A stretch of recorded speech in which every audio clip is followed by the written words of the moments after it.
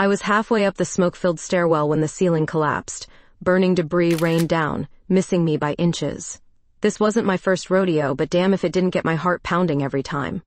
Peterson, status report. My captain's voice crackled through the radio. Floor 5, heavy smoke, proceeding.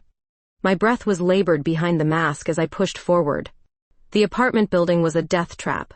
Old wiring, poor construction, and now an inferno. Reports indicated a child still trapped on the 6th floor. Time was running out. I reached the landing and saw the flames licking at the corridor ceiling.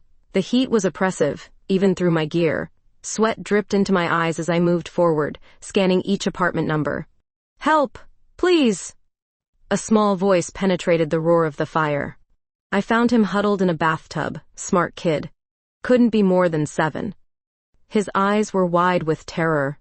Hey buddy, I'm Rachel. I'm gonna get you out of here. I kept my voice calm despite the groaning of the building around us.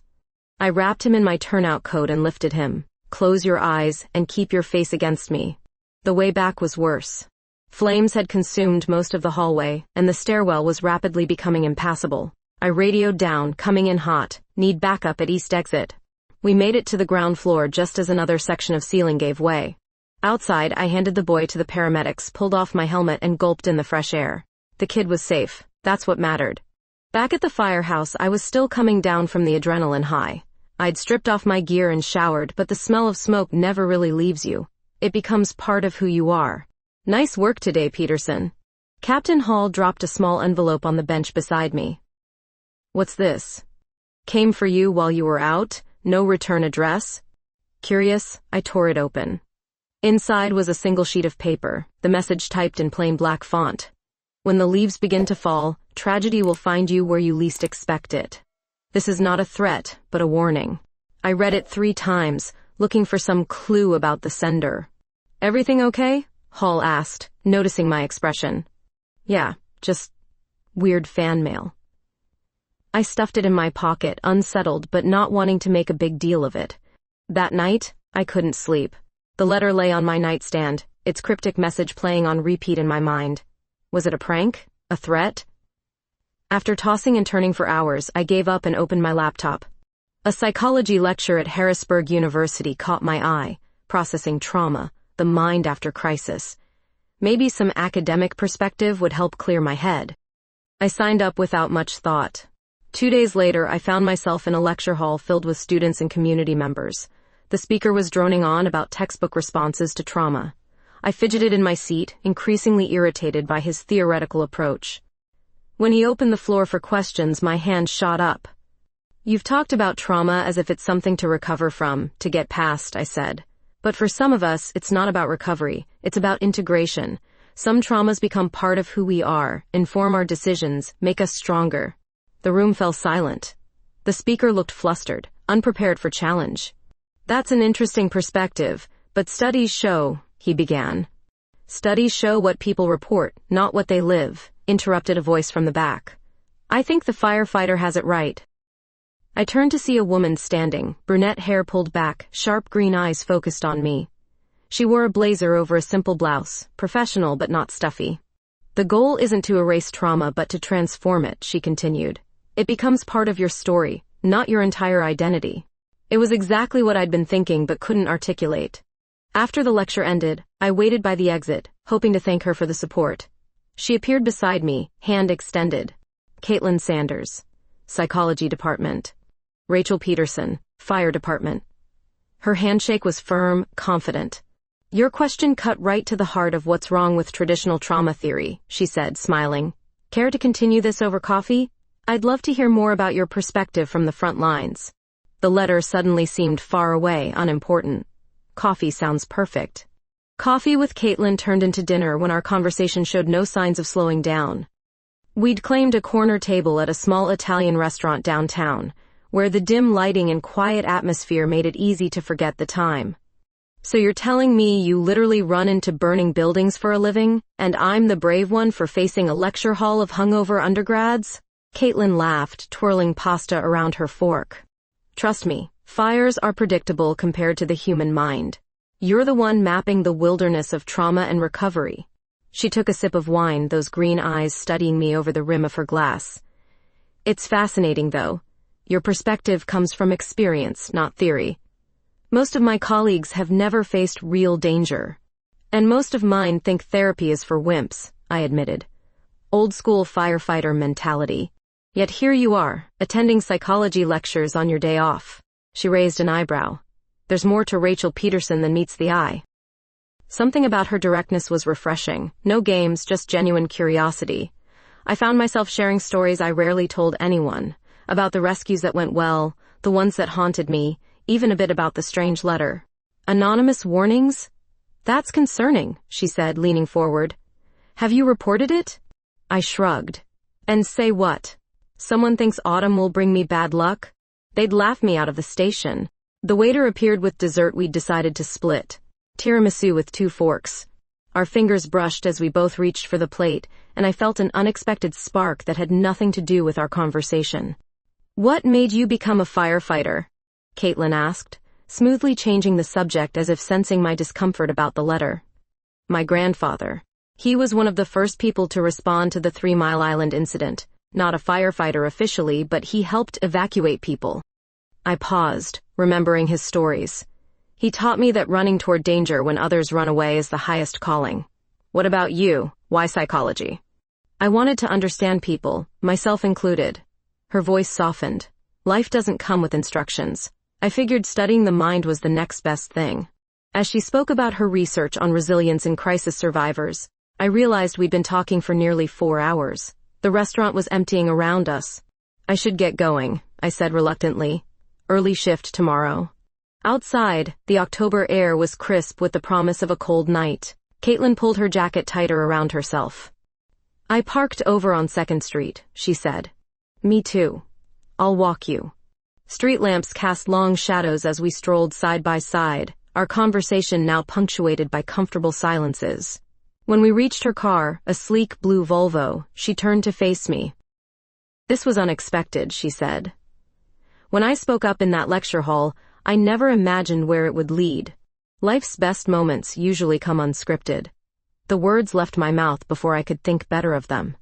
She stepped closer, and I caught the scent of her perfume, something subtle with notes of vanilla.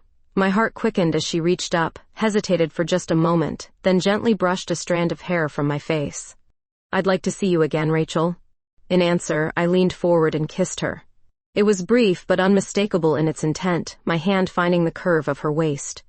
When I pulled back, her smile told me everything I needed to know. I'll call you, I promised, surprising myself with how much I meant it. Driving home, I couldn't wipe the grin off my face. The mysterious letter sat forgotten in my jacket pocket. Whatever warnings it held seemed distant and unimportant compared to the warmth spreading through my chest, a different kind of fire altogether. My phone buzzed as I pulled into my driveway. A text from Caitlin, in case you were wondering. That was the best ending to a lecture I've ever experienced. I laughed out loud in the quiet of my car, already thinking about when I could see her again. Something told me Professor Sanders had just taught me a lesson I wouldn't soon forget. 3 days after our dinner, I texted Caitlin on impulse. Want to see where I work? I wasn't sure what possessed me to invite her to the Firehouse, but when she responded with an enthusiastic, yes, I found myself smiling at my phone like a teenager.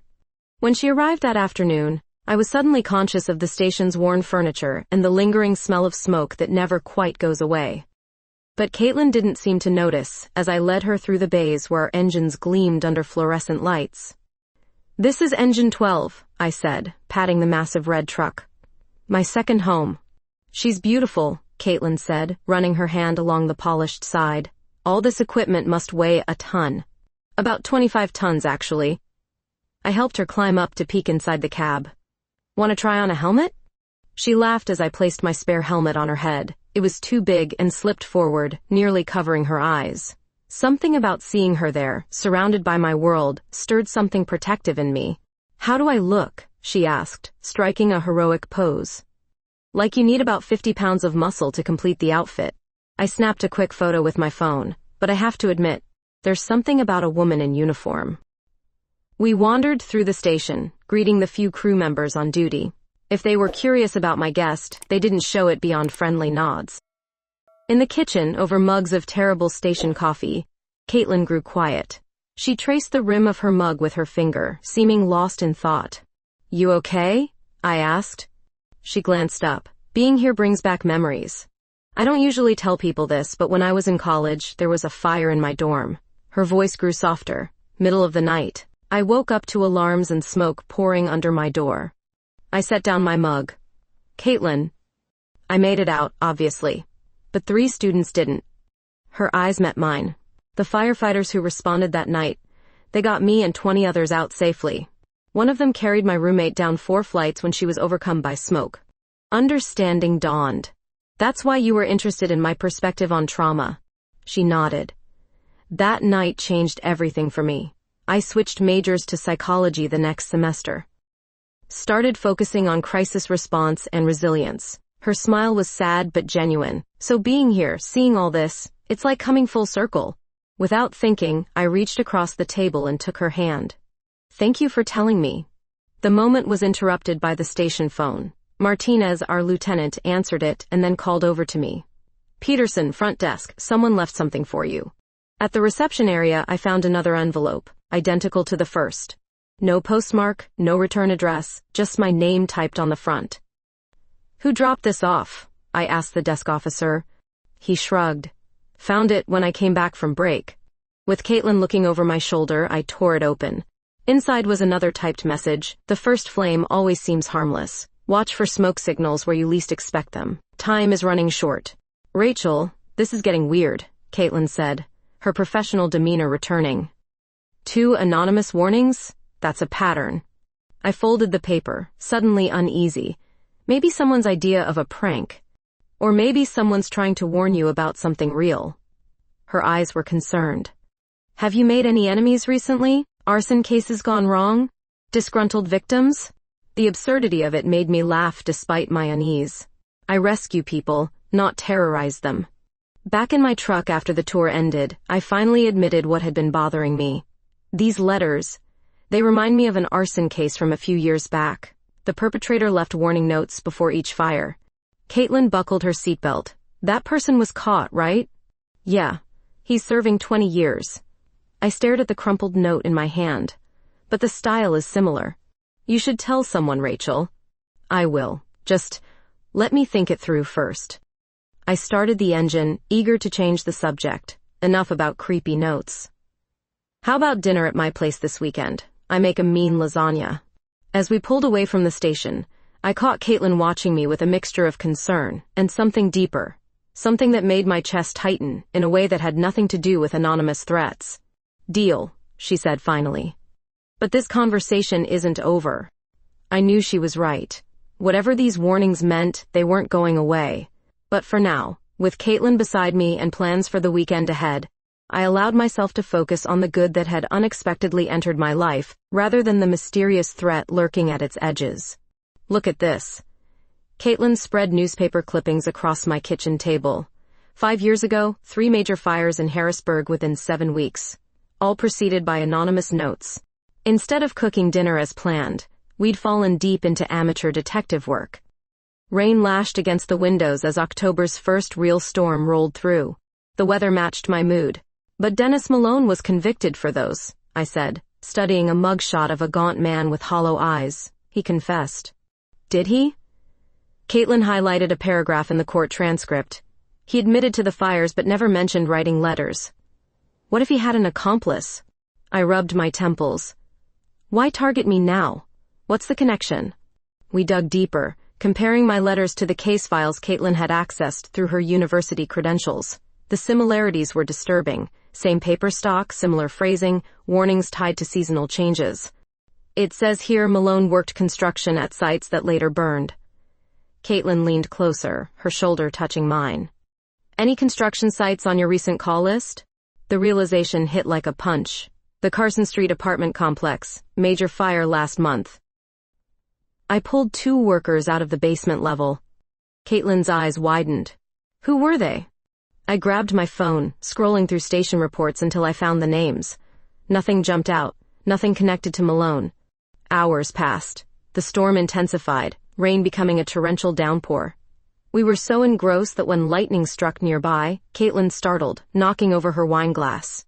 Damn, she muttered, jumping up as red liquid spread across my papers. It's fine. I grabbed a towel, our hands meeting as we both reached to sop up the mess. The electricity between us had been building all evening, through shared glances, casual touches, the natural intimacy of two people working closely on something urgent. When our eyes met over the spilled wine, something shifted. I should probably go before this gets worse, Caitlin said, but the thunder that followed her words made us both laugh. In this storm? Not happening. I moved to check the window. Roads are already flooding. The lights flickered once, twice, then died completely. We stood in sudden darkness, illuminated only by occasional flashes of lightning.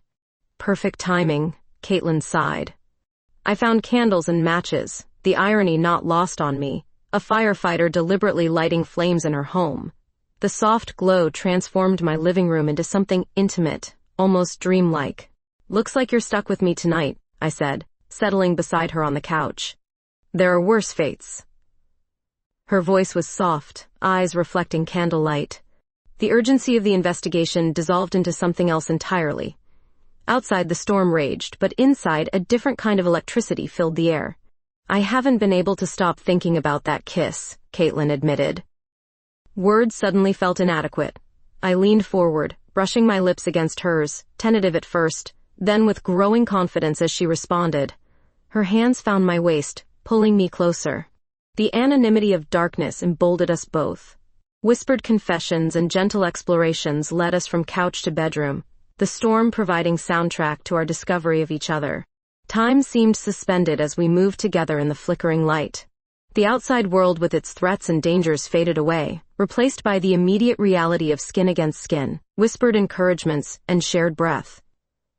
In those hours, nothing existed beyond the boundaries of touch and response, giving and receiving. Later, wrapped in sheets with the candles burned low, Caitlin traced patterns on my shoulder. That was unexpected. Regrets? I asked, suddenly vulnerable. Not one. She kissed me softly. Though I didn't plan to get derailed from our investigation. We'll get back to it. I pulled her closer, listening to the rain that had gentled to a steady patter. Tomorrow. The shrill ring of my phone shattered the moment. Caller ID showed the station number. Peterson, I answered, instantly alert. Captain Hall's voice was grim. There's a fire at Harrisburg Books on 3rd Street. All hands on deck. My blood ran cold. The bookstore, my favorite place in the city, where I spent nearly every Sunday browsing new releases. On my way, I managed. Caitlin sat up, alarmed by my expression. What is it? A fire at a bookstore I go to all the time. I was already pulling on clothes. One of the anonymous notes mentioned where you find stories when you need escape. I never made the connection until now. Rachel, wait. I have to go. I grabbed my keys but paused to look at her. This is too specific to be coincidence. Someone is setting these fires because of me. I left Caitlin standing in my doorway, the night sky now orange with distant flames. Whatever we'd found in each other's arms would have to wait. Someone was sending me more than letters now. They were sending a fiery message written in destruction, and I had no idea how to make it stop. By the time I arrived at the bookstore, flames had already consumed most of the roof. I threw myself into the battle alongside my crew, working the hose lines, searching for hot spots. When we finally got it under control, I was covered in soot and exhaustion. But the real blow came the next morning. Peterson, my office, now. Captain Hall's voice left no room for argument. I found him with Chief Sanders and a man in a suit I didn't recognize. This is Detective Royce, arson investigation, Hall said flatly. He has some questions. The detective placed a plastic evidence bag on the desk. Inside was a partially burned note with my name clearly visible at the top. Found this near the point of origin. I don't understand, I said, though the cold dread spreading through me suggested otherwise. You've been to this bookstore 17 times in the past 3 months according to their membership records, Royce said. Your credit card was used there last week, and now we find a note addressed to you at the scene of a suspicious fire. You think I did this? The absurdity almost made me laugh. I'm a firefighter, which gives you expertise in how fires start and spread. The detective's eyes were calculating. We also know about the other notes you've received, notes you failed to report. Hall looked betrayed. Is that true, Peterson? I didn't think they were serious threats, I said weakly. Your badge and gear, Peterson. Hall held out his hand. You're suspended pending investigation. Walking out of the station without my gear felt like leaving without my skin. I sat in my truck for nearly an hour, too stunned to drive, before finally calling Caitlin. She was waiting on my porch when I arrived home. One look at my face told her everything. Come here, she said, pulling me into an embrace. I let myself be held, fighting back tears I refused to shed. Inside, I paced while Caitlin made coffee neither of us would drink. They think I'm setting fires to what, make myself look heroic? It's insane. It's protocol, she said. They have to investigate all possibilities. You don't believe I did this, do you? I stopped pacing, suddenly uncertain. She crossed the room in 3 strides and took my face in her hands. Not for 1 second. Her kiss was fierce, anchoring me when everything else seemed to be drifting away. Over the next few days, Caitlin became my lifeline. While I sat at home on forced leave, she used her university position to research similar arson cases. She brought files home, spread them across my living room floor, and built a timeline of events. Someone is framing you, she insisted. And I'm going to help you prove it. Her unwavering support should have been comforting, but it only heightened my anxiety. You should distance yourself from me, Caitlin. This could affect your reputation at the university. She looked up from her papers, green eyes flashing. Is that what you want? For me to walk away? Of course not, but... No buts. She moved to kneel in front of me. I'm a big girl, Rachel. I choose who I stand with. It was the certainty in her voice that undid me. I pulled her into my arms, kissing her with all the gratitude and need I couldn't express in words. We ended up on the couch, her body pressed against mine, the investigation temporarily forgotten as we found comfort in each other's touch. Later, curled together in the fading light, Caitlin traced the line of my jaw. There's something else we need to consider. What if these fires are connected to a rescue you made? Someone with a grudge? The thought had crossed my mind. I've gone through every call from the past year. Nothing stands out. Maybe we need to look further back. She sat up, reaching for her laptop. What was your first major fire? The one that made the papers? I closed my eyes, remembering. The Riverside apartment complex, 7 years ago. 3-alarm fire, structural collapse. We got everyone out, but... I paused. There was a firefighter, Collins, severely injured when a beam fell. He never returned to active duty. Caitlin's fingers flew over the keyboard. Michael Collins? Transferred to dispatch after recovery? That's him. We weren't close, but he was a good guy. Had a rough time accepting his injuries. She turned the screen toward me. Collins took early retirement last year. No current address in the system. Something cold settled in my stomach. You think Collins could be behind this? I think we need to find him. She closed the laptop. Tomorrow we start tracking down everyone from that Riverside fire. Someone knows something. I nodded, though the weight of suspicion against a former colleague sat heavy on my chest. As Caitlin resumed her research, I watched her work, determined, brilliant, and inexplicably by my side despite everything. Whatever came next, I was no longer facing it alone. Caitlin pulled strings I didn't know academics had. Within days, she'd arranged access to the university's research databases, giving us tools normally reserved for criminal investigations. This is how you spend your sabbatical? I raised an eyebrow as she spread printouts across my dining table. Breaking rules for a suspended firefighter? I prefer to think of it as conducting field research, she replied, not looking up from her laptop. Besides, I've never cared much for arbitrary boundaries when the truth is at stake. 7 years felt like ancient history as we pieced together the Riverside fire timeline. News clippings, incident reports, medical records Caitlin had somehow obtained, all forming a picture of that night. 4 firefighters entered the East Wing, I said, pointing to the building schematic. Collins and I went high. Watkins and Davis took the first 2 floors. The collapse happened on our way out. Caitlin studied my face. What aren't you telling me? I sighed. She could read me too well already. I was point man. My decision to check that last apartment delayed our exit by maybe 40 seconds.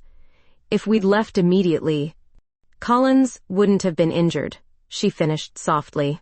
He never blamed me, at least not to my face. I rubbed my temples, but the timing of the collapse was close. Caitlin's hand covered mine. You couldn't have known. Tell that to Colin's spine. 3 vertebrae shattered. Career over at 32. We tracked Collins's movements after retirement. A brief stint with the fire marshal's office, then nothing. His pension checks went to a P.O. box. His former home sold 3 months after he left the department. This handwriting comparison is interesting, Caitlin said later that evening, comparing the anonymous letters with forms Collins had filled out years ago. The pressure patterns are similar, even if the person tried to disguise it. My phone buzzed with a text from Martinez at the station. Report came in. Lab found partial prints on last letter. Not yours. Still running them. Hope flickered. They're ruling me out, I told Caitlin. The prints aren't mine. Of course they're not. She looked offended that I'd even doubted. Now we just need to... She froze mid-sentence, staring at her computer screen. Rachel, look at this. It was an old department newsletter, featuring a photo from an awards ceremony 7 years back. There I stood, receiving a commendation for the Riverside rescue, while in the background, partially obscured but unmistakable, was Collins in his wheelchair. His expression, aimed directly at me, sent chills down my spine, pure hatred. He blamed me, after all, I whispered. The timing matches too perfectly, Caitlin said. Your commendation ceremony was exactly 7 years ago this week. The first note arrived on the anniversary. Everything clicked into place. The timing, the intimate knowledge of my movements, the professional arson techniques. Collins had the motive, means, and opportunity.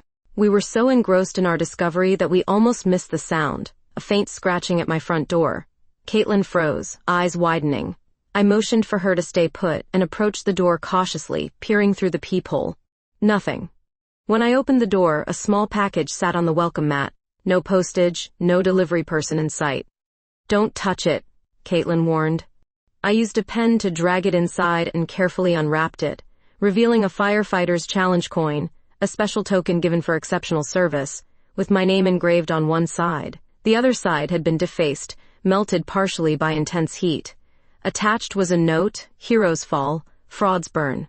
He's watching us, I said, dropping the coin like it had scorched me. Right now. We searched outside but found nothing except tire marks in the gravel at the edge of my property. That night, neither of us wanted to sleep. We sat on my porch, a baseball bat beside me, Caitlin's hand in mine. What if he goes after you next? I asked, the thought twisting my stomach. You're involved now because of me. I'm involved because I choose to be. Her voice was steady. We're going to find him, Rachel, together. Her certainty was a lifeline. As dawn broke, painting the sky in pink and gold, Caitlin suddenly straightened. The handwriting. I've seen it somewhere else. She pulled up personnel files on her tablet, scrolling frantically until she stopped on a form. It's not Collins. Look at this signature. It wasn't Collins' name on the form. It was Thomas Jenkins, Collins' partner from before the Riverside fire. Jenkins transferred right after the incident, I said, memory clicking. I barely knew him. Caitlin's expression was grave. According to this, he was Collins's roommate for 3 years before the accident, and guess where he transferred? The Fire Investigation Unit. He knows exactly how to set fires that look accidental, I whispered, and exactly how to frame someone for it. We had a name. Now we needed to find him before he made his next move. We'd been driving for hours, chasing down Jenkins's last known address, a cabin 30 miles outside Harrisburg. The day had faded into evening, then night, as rural roads grew narrower and less maintained. According to property records, he bought this place 6 months ago, Caitlin said, squinting at her phone's map. Should be 2 miles ahead. The headlights cut through darkness, illuminating dense forest on both sides. My hands gripped the steering wheel tighter. What exactly is our plan when we find him? Document everything, gather evidence, then call Detective Royce. Her voice was calm, reasonable, everything I wasn't feeling. And if he's not there? Then we look for anything that connects him to the fires. She reached over, her hand warm on my knee. We're going to clear your name, Rachel. The engine sputtered suddenly, the dashboard lights flickering. What the... The truck lurched, lost power, then rolled to a stop. Dead. Perfect timing, I muttered, trying the ignition repeatedly. Nothing. We're at least a mile from Jenkins's place, and there's no cell service out here. Caitlin peered into the darkness. Could it be sabotage? The thought had already crossed my mind. Stay here. I'll check under the hood. Outside, the October air bit through my jacket. I popped the hood and shone my flashlight inside, immediately spotting the problem. The main cable to the battery had been cut, the edges still shiny where metal had been sliced. This was no accident. We need to go, I said, sliding back into the driver's seat. Someone tampered with the truck. Recently. Caitlin's eyes widened, but she remained composed. Options? There's an old hunting cabin about half a mile back. I noticed it when we drove past. We can shelter there until daylight, then hike to the main road. We grabbed our backpacks and started walking, flashlights creating bobbing islands of light in the pitch black. The forest seemed to close around us, every snapping twig and rustling leaf amplified by adrenaline. The cabin appeared exactly where I remembered, a small weathered structure set back from the road. The door wasn't locked, which should have been our first warning. "Hello?" I called, pushing the door open slowly. No response. The interior was basic. One room with a wood stove, table, 2 chairs, and a narrow bed pushed against the wall. Dust covered everything except, I noticed with growing alarm, the wood stove and a neat stack of firewood beside it. "Someone's been here recently," Caitlin whispered. Before I could respond, headlights swept across the windows, then went dark. A car door slammed. "Hide," I hissed, pulling Caitlin toward a shallow closet. We pressed together in the tight space, barely breathing. Footsteps approached the cabin, the door creaked open, and a flashlight beam swept the room. "I know you're here, Peterson." Jenkins's voice was exactly as I remembered, soft but with a hard edge. "Let's talk like adults." My heart hammered so loudly I was certain he could hear it. Caitlin's hand found mine in the darkness, squeezing tight. 7 years, Jenkins continued, moving around the room. 7 years watching Colin suffer while you collected commendations and promotions. Did you ever even visit him? I had, twice. Both times Collins had refused to see me. He died 3 months ago. Did you know that? Jenkins' voice cracked. Complications from his injuries. Alone in some rehab facility while he played hero. Grief sharpened my guilt to a knife's edge. I hadn't known. Jenkins kicked a chair. "Come out now, or I burn this place with you in it. Your choice." I started to move, but Caitlin held me back, lips against my ear. "Distract him." Before I could ask what she meant, she slipped from my grasp and somehow squeezed behind me, deeper into the closet's shadows. Taking a deep breath, I stepped out. "I'm here, Jenkins." He spun, flashlight blinding me. In his other hand was a revolver. "Finally facing consequences, Peterson?" "Collins's accident was tragic," I said, trying to keep my voice steady, "but I didn't cause that beam to fall." "You delayed the evacuation," he shouted. "Your glory-seeking cost him everything. Is that why you're framing me? Setting fires to what? Get revenge? Make me lose my career like Collins lost his?" Jenkins stepped closer, gun unwavering. "Justice. Something you wouldn't understand. What about the people you've endangered? The buildings you've destroyed?" I needed to keep him talking, though I had no idea what Caitlin was planning. His laugh was hollow. "Calculated risks. I make sure buildings are empty. I'm not a monster. Just an arsonist and a stalker." The gun barrel rose. "And now I'm going to be your judge and jury." A crash from the back of the cabin made Jenkins whirl. Caitlin had somehow gotten out through the closet's rear wall and circled around, knocking over firewood to create the distraction. I lunged forward, tackling Jenkins around the waist. We crashed to the floor, the gun skittering away. He was stronger than I expected, flipping me onto my back, hands going for my throat. "Rachel!" Caitlin shouted from the doorway. Jenkins' weight suddenly lifted as Caitlin brought a piece of firewood down across his shoulders. He crumpled, stunned but conscious. We used his own belt to bind his hands. Only when he was securely restrained did I pull Caitlin into my arms, both of us shaking with adrenaline and relief. "That was either the bravest or stupidest thing I've ever seen," I whispered against her hair. Her laugh was shaky. "I believe the correct term is resourceful." Later, as we waited for the police, Caitlin had hiked to the main road and flagged down a passing car. We sat huddled on the cabin steps, the night finally quiet aside from Jenkins' occasional threats from inside. "Thank you," I said simply, "for believing in me. For everything." She leaned her head on my shoulder. "We make a good team." It was then I realized what had been building between us was more than attraction or shared crisis. In the darkness and danger, something solid and real had taken root. As her lips found mine, warm and insistent, I knew whatever came next, we would face it together. The digital clock on my dashboard read 9:17 a.m. when I pulled into the university faculty lot, ignoring the authorized personnel-only signs. My meeting with Captain Hall had ended 30 minutes ago with my full reinstatement, but celebration would have to wait. "You're sure about this?" I asked Caitlin over the phone. Jenkins confessed to everything except setting the university fire. Her voice was tight with urgency. "He swears he didn't target my building, says someone else must have picked up where he left off." "I don't believe in coincidences, Rachel." "Neither did I." After Jenkins' arrest 3 days ago, we thought the nightmare was over. Then this morning, campus security discovered accelerants planted near the psychology building's HVAC system. "Stay put," I said. "I'm 5 minutes away." "Too late. I'm already inside. Tuesday morning faculty meeting, remember? I need to warn everyone." "Damn it, Caitlin, get out of there now." "Love you too," she replied before hanging up. The words hit me like a physical blow, not because they were unexpected, but because they felt so natural, even in crisis. No time to process that now. I pulled on my uniform as I sprinted across the quad. Captain Hall had granted me emergency response privileges, though technically I wasn't back on active duty until tomorrow. The university's ancient brick buildings loomed ahead, the psychology department housed in Ellsworth Hall at the north end. Campus security waved me through. "Fire department's 2 minutes out," the guard said. "Buildings being evacuated." Students and faculty streamed from various exits, but I didn't see Caitlin among them. I pushed against the flow, scanning faces. "Peterson," a familiar voice made me turn. Detective Royce jogged toward me. "You shouldn't be here. This is active." "My girlfriend's inside," I said, not bothering to explain the complicated evolution of Caitlin and me from strangers to whatever we were now. "Psychology department, 3rd floor." Understanding flickered across his face.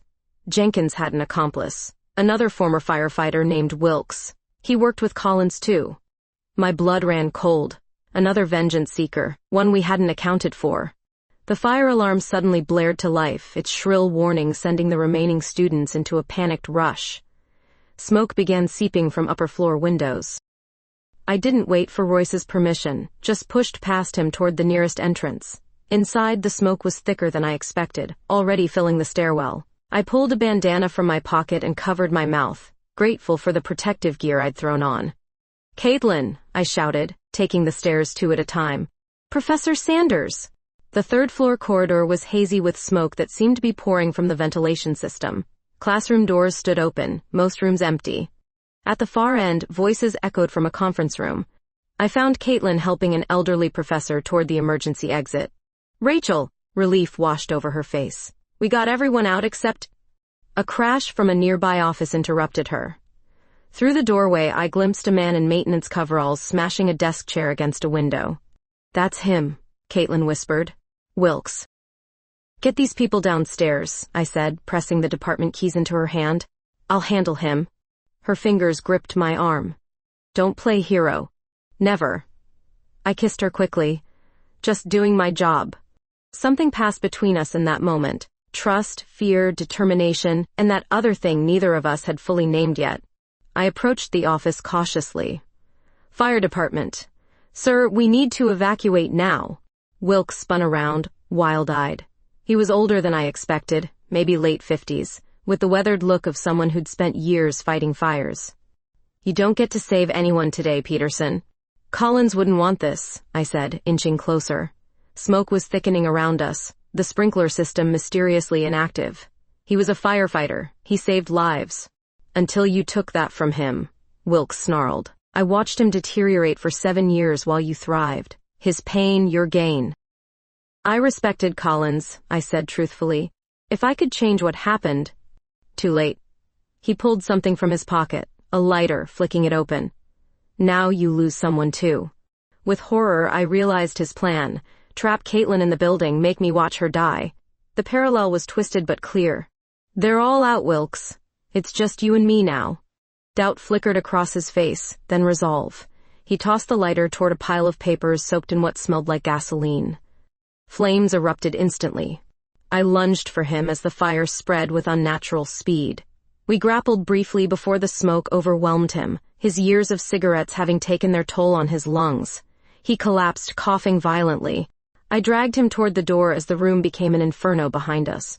The hallway was now a tunnel of smoke, visibility down to inches. I hefted Wilkes over my shoulder in a firefighter's carry, feeling for the wall to guide me toward the stairs. We were halfway there when the ceiling creaked ominously. I pushed forward, lungs burning, legs trembling under Wilkes's weight. The stairwell appeared through the haze just as a section of ceiling collapsed behind us. Outside, paramedics took Wilkes from me.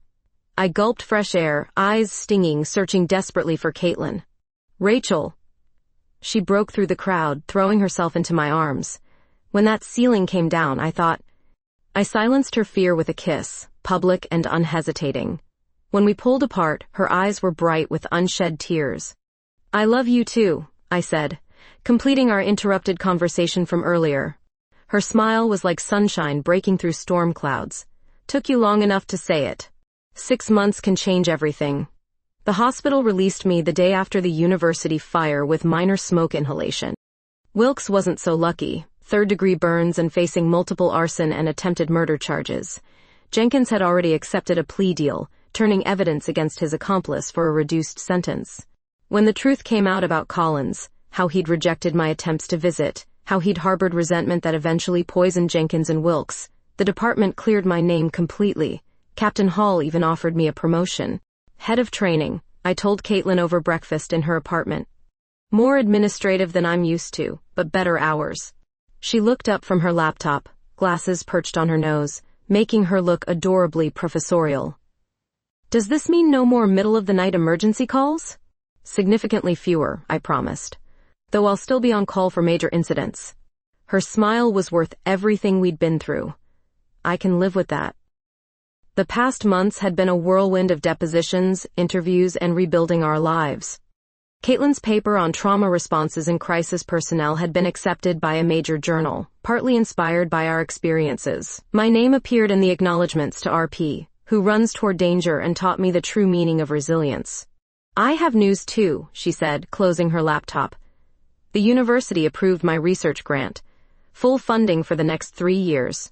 I leaned across the table to kiss her. "Professor Sanders saves the day again. We make quite the team," she murmured against my lips. "The firefighter and the professor." Speaking of teams, I reached into my pocket, suddenly nervous. "I've been thinking about something." Her eyes widened as I placed a small velvet box on the table. "Rachel? Before you say anything," I took a deep breath. "I know it's fast. I know we met under bizarre circumstances. But these past 6 months have shown me that what we have isn't circumstantial. It's real and solid, and I don't want to waste any more time." I opened the box to reveal a simple platinum band set with a small emerald that matched her eyes. "Caitlin Sanders, will you marry me?" She stared at the ring, then at me, tears welling. For one terrible moment, I thought I'd misread everything. Then she laughed, that beautiful, warm sound that had become my favorite in the world. "I was going to ask you next week." "What?" She reached into her desk drawer and pulled out a small box of her own. Great minds think alike. We both sat there, ring boxes open, laughing through tears. It wasn't how I'd imagined this moment, but somehow it was perfectly us. "Yes," she said finally, taking my hand. "Of course it's yes." Later that evening, we walked along the riverfront where the Riverside Apartments had once stood. The site had been transformed into a memorial garden for the firefighters injured in the line of duty. Collins's name was there, alongside others who had given parts of themselves to protect others. I placed a single white rose beneath the plaque. "I wish things had been different." Caitlin's arm slipped around my waist. "He made his choices, Rachel, just as you made yours." "I used to think trauma was something to overcome," I said, watching the river flow past. "Something to put behind you and move on from. And now? Now I think it's more complicated. Some traumas shape us, become part of our story. The question isn't whether we can erase them, but what we build from them." She nodded, understanding as always. "My next research project, actually. Post-traumatic growth in emergency responders? With a sample size of 1? I smiled. "With a case study of one remarkable woman, who taught me that running toward danger isn't always about physical fires. She turned to face me fully. Sometimes it's about facing the hardest truths and still choosing love. The setting sun painted the sky in shades of orange and gold, not unlike the flames that had brought us together and nearly torn us apart. As Caitlin's lips met mine, I felt the final pieces of my heart healing, not by forgetting the past, but by embracing the future we were building together, one day, one kiss, one shared breath at a time. The anonymous letters that once predicted tragedy had been wrong about one crucial thing. What found me when the leaves began to fall wasn't disaster, but the beginning of the most authentic happiness I'd ever known.